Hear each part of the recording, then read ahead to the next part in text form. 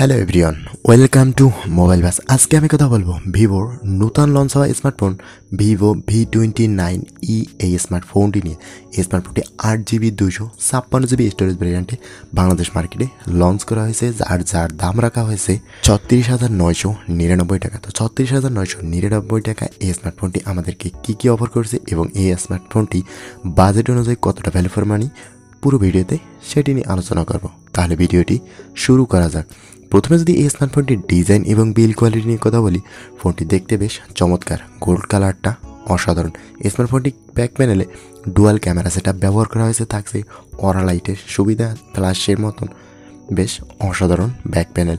বক্সি টাইপের ডিজাইন থাকছে না এই স্মার্টফোনটিতে, কার্ভ ডিসপ্লের মতন সুবিধা ভিভো V29 এর মতো। স্মার্টফোনটি হাতে নিতে বেশ হ্যান্ডফিল এবং বেশ অসাধারণ লাগবে। স্মার্টফোনটি ওয়েট থাকছে 190 গ্রাম এবং থিকনেস 7.69 মিলিমিটার, বেশ লাইট ওয়েট এবং স্লিম একটি স্মার্টফোন। ফোনটির ফ্রেমে প্লাস্টিক বিল্ড এবং ব্যাকে গ্লাসের প্যানেল ব্যবহার করা আছে, যেটি বেশ অসাধারণ। এরপরে আসি স্মার্টফোনটির ডিসপ্লে সেকশনে। ফোনটিতে ইউজ করা হয়েছে 6.67 ইঞ্চির একটি 120 রিফ্রেশ রেটের অ্যামোলেড পাঞ্চুয়াল ডিসপ্লে, যেটি দেখতে বেশ অসাধারণ। থাকছে অনবিট কালার্স এবং 1080x2400 পিক্সেল রেজুলেশনের ডিসপ্লে, 395 ppi ডেন্সিটি এবং 20:9 অ্যাসপেক্ট রেশিও। থাকছে 88.3% স্ক্রিন টু বডি রেশিও। আর স্মার্টফোনটির ব্রাইটনেস 1150 নিট।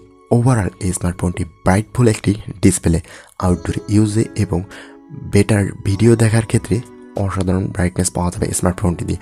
কোনো রকমের লাইটিং কন্ডিশন বা হাইলাইটের মধ্যেও এই স্মার্টফোনটির ডিসপ্লেতে ব্রাইটনেসের ঘাটতি দেখা যাবে। তো স্মার্টফোনটির ডিসপ্লে একেবারেই অসাধারণ। এরপরে আসি স্মার্টফোনটির পারফরমেন্স সেকশনে। ফোনটিতে ইউজ করা হয়েছে কোয়ালকম স্ন্যাপড্রাগন 695 এর একটি 6 ন্যানোমিটারের চিপসেট, যার সিপিইউ হিসেবে থাকছে 2.2 GHz অক্টাকোর এবং জিপিইউ হিসেবে থাকছে অ্যাড্রেনো 690। ফোনটি রান করবে ফান্টাসওয়াইজ 13 এর সাথে অ্যান্ড্রয়েড 13। আর ফোনটি থাকবে 8GB 256GB ভেরিয়েন্টে। তো ওভারঅল পারফরমেন্স সেকশনে এখানেও একটি চিপসেটের ঘাটতি থাকছে। এখানে আরও ভালো চিপসেটের প্রয়োজন ছিল। এই বাজেট অনুযায়ী অন্তত আরও বেটার চিপসেট আশা করা যায়। তো ওভারঅল এই চিপসেটটা দিয়েও মোটামুটি গেমিং টুকটাক বেশ ভালোভাবে করা যাবে। এরপরে সেই স্মার্টফোনটি ক্যামেরা সেকশনে। ফোনটিতে ইউজ করা হয়েছে 64 মেগাপিক্সেলের মেইন ক্যামেরা, যার সাথে একটি 8 মেগাপিক্সেলের আলট্রা ওয়াইড লেন্স। ফোনটির ব্যাক ক্যামেরাতে ভিডিও রেকর্ড করা যাবে 4K বাই 30fps রেজুলেশনে। এখানে ফোনটির ফ্রন্ট ফেসিং ইউজ করা হয়েছে 50 মেগাপিক্সেলের মেইন ক্যামেরা এবং 1080p 30fps ভিডিও রেকর্ড।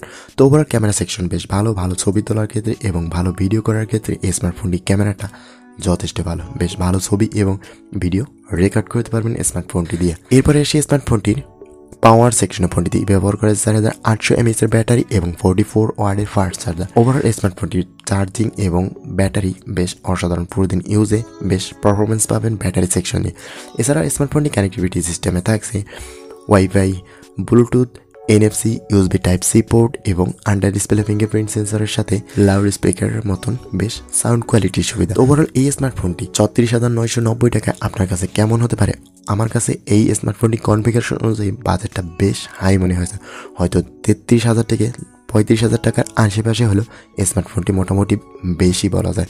তো আপনার কাছে এই বাজারে কেমন হলো অবশ্যই কমেন্ট করে জানাবেন। আজকের ভিডিওটি এই পর্যন্তই, কথা হবে নেক্সট কোনো ভিডিওতে। ততক্ষণ পর্যন্ত ভালো থাকবেন, সুস্থ থাকবেন। আল্লাহ হাফেজ।